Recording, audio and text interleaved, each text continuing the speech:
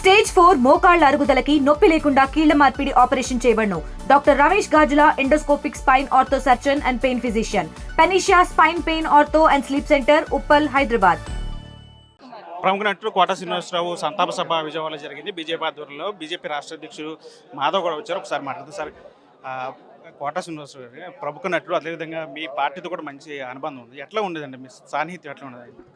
కోట శ్రీనివాసరావు గారిని అంటే ఆయన ఎమ్మెల్యేగా ఉన్నప్పుడు కలవటం జరిగింది. అయితే ఆయన వాళ్ళ కొడుకు చనిపోయిన తర్వాత మేము కలవటం జరిగింది. ఆయన తనలో చాలా చితికిపోయాడని చెప్పి అనుకున్నాం. ఆయన మళ్ళీ తిరిగి నటిస్తాడా అని చెప్పి అనిపించింది. అయితే మళ్ళీ ఆయన అంతటా ఆయన అనుకొని తప్పనిసరిగా నేను చేస్తుంది కేవలం నా కోసం కాదు, ప్రజల కోసం, నా అభిమానుల కోసం అని చెప్పి తిరిగి రావటం. ఆ విధంగా 2013 ఆయన ప్రస్థానం ఏదైతుందో ఒక అద్భుతమైన ప్రస్థానం. ఆ విధంగా కామెడీ, అటు విలనిజంని పండించడం, అలాగే భాష పట్ల పూర్తి పట్టు ఉండటం, ఏ మాండలిక ఆయన కూడా అలవోకగా మాట్లాడటం ఆయన్ని సాటి. ఆ విధంగా ఆయన నటన కౌశలంతో పాటు అనేక సామాజిక విషయాల పట్ల నిర్భయంగా మాట్లాడి ధైర్యంగా మాట్లాడే తీరు ముఖ్యంగా చలనచిత్ర పరిశ్రమలో ఎవరు కూడా ఆ విధంగా చేయరు. ఆ విధంగా కొన్ని మాటలు మాట్లాడటం కన్నా నాకు ఎక్కడ క్యారెక్టర్స్ పోతాయనే అభిప్రాయం లేకుండా నిర్భయంగా మాట్లాడాడు. నిర్మాతల్ని, దర్శకుడు కూడా నిలదీశాడు. మన తెలుగు భాష, మన సంస్కృతి, అలాగే మన తెలుగు ప్రజలు ఎవరైతే ఉన్నారో నటీనటులు, వాళ్ళని రక్షించడం కోసం ఒక నాయకత్వాన్ని, ఒక మంచి పాత్ర పోషించారు. అలాగే భారతీయ జనతా పార్టీకి కూడా అనేక రకాల విషయాలు తెలియజేయడంలో, తన మనసుని పంచుకోవడంలో ముందున్నారు. అటువంటి కోట శ్రీనివాస్ లేకపోవడం మా తీరని లోటుగా భావిస్తున్నాం. హిందుత్వం గురించి కూడా మాట్లాడారు. ఆయన కూడా హిందుత్వం గురించి పోరాడేవారు, ఎక్కడైనా సరే స్పష్టంగా మాట్లాడేవారు అని చెప్తున్నారు. కానీ ఇప్పుడు ప్రస్తుత పరిస్థితుల్లో పవన్ కళ్యాణ్ నటించినటువంటి హరిహర వీరమల్లి సినిమాకి అంటే మత విద్వేషాలను రెచ్చగొట్టే విధంగా సినిమా ఉందనేది ఒక చర్చ నడుస్తుంది. ఏం చెప్తారు? అసలు ఎక్కడా కూడా ఆ సినిమా నేను చూడటం జరిగింది. అద్భుతంగా ఉంది. ఔరంగజేబుని తిడితే ఔరంగజేబు వ్యతిరేక పోరాటం, మత విద్వేషాలు వస్తాయంటే దాన్ని చాలా హాస్యాస్పదం. చూసే దృష్టి సరిగ్గా లేదనేది భావన. తన అన్న ఫిరోజ్ షికాక్, ఔరంగజేబు ఎవరిని చంపేస్తాడంటే దారా షికోని చంపేస్తాడు.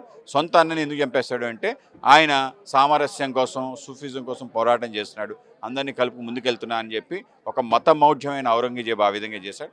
ఔరంగజేబుని మట్టు కనిపించే విధంగా ఆ శివాజీ మహారాజు, సాహు మహారాజ్, ఇలా అనేక మంది ప్రయత్నం చేసే సంభాజీ మహారాజ్. కనుక ఆయన్ని అంతమొందించాలి, ఆయన గర్వాన్ని అణచాలని చెప్పి చేసిన అనేక రకాల వీరుల్లో ఒక చిన్న వీరుడు వీరమల్లు అనే అతను. కనుక ఆ యొక్క స్టోరీని తీసి దాని ఇన్స్పిరేషన్గా కోహినూరు సంబంధించిన అంశాన్ని జోడించి మనకి చూపించారు. ధర్మం పట్ల ఏ విధంగా నిబద్ధత ఉండాలి, దేశం పట్ల ఆలోచన ఉండాలి అనేది పవన్ కళ్యాణ్ గారు హరహర విల్లుమల్లు సినిమాలో చూపించడం జరిగింది. ఆ విధంగా ఆ సినిమా అద్భుతంగా నడుస్తుంది. ఆ అద్భుతంగా నడుస్తున్న సినిమాని ఆ విధంగా నడిపించడం ఇష్టం లేని వాళ్ళు ఈ విధంగా అనవసర ప్రలాపన పొందుతాం. చరిత్ర కాదు, చరిత్రలో హరిహర వీరమల్లు అనే క్యారెక్టర్ ఎక్కడ లేదు. కేవలం ఔరంగజేబు కోహినూరు వజ్రాన్ని బేస్ చేసుకొని హిందుత్వాన్ని ప్రచారం చేసుకుంటానని ఒక పెద్ద చర్చ. ఇది చరిత్రలో వీరమల్లు అనే క్యారెక్టర్ ఉంది. ఆయన ఔరంగజేబుపై దాడి చేశాడని చెప్పి ఒక మారుమూల ప్రాంతం నుంచి వచ్చాడని చెప్పి ఉంది. దాని ఆధారంగా కొంత కథ అయితే వెళ్ళటం. కానీ ఏదైతే విషయం ఉందో ఔరంగజేబు యొక్క దాష్టికాలు, ఔరంగజేబు ఏ విధంగా హిందువుల పైన జిజియా ట్యాక్స్ పెట్టేవాడు, అలాగే దీంతో పాటు ఎవరైతే తీర్థయాత్ర వాటిపైన ట్యాక్స్ పెడుతున్నారు, ఇవన్నీ వాస్తవమే. కనుక ఆ వాస్తవాన్ని మాట్లాడితే ఇవాళ చాలామందికి మనసు నొచ్చుకుంటుంది. ఇది సరైన పద్ధతి కాదు.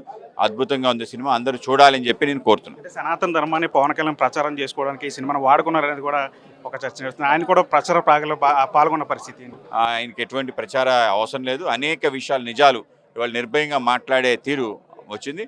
అది ఇటువంటి పెద్ద స్టార్ మాట్లాడటం, డిప్యూటీ సీఎం ఒకవైపు, ఇంకో వైపు చలనచిత్రంలో గొప్ప స్టార్. కనుక ఆ స్టార్ అంత మాట్లాడటం, ఈ విషయం అందరికీ వెళ్తుంది. కనుక నిజాన్ని నిర్భయంగా చెప్పగలిగే ఒక స్థాయి, ఒక ఆలోచన అనే వ్యక్తి పవన్ కళ్యాణ్ గారు. కనుక పవన్ కళ్యాణ్ గారి యొక్క ఆలోచన దృక్పథం, ఆయన యొక్క సాహసాన్ని మేము తప్పనిసరిగా కొనియాడుతూ ఆ విధంగానే ముందుకెళ్ళాలి.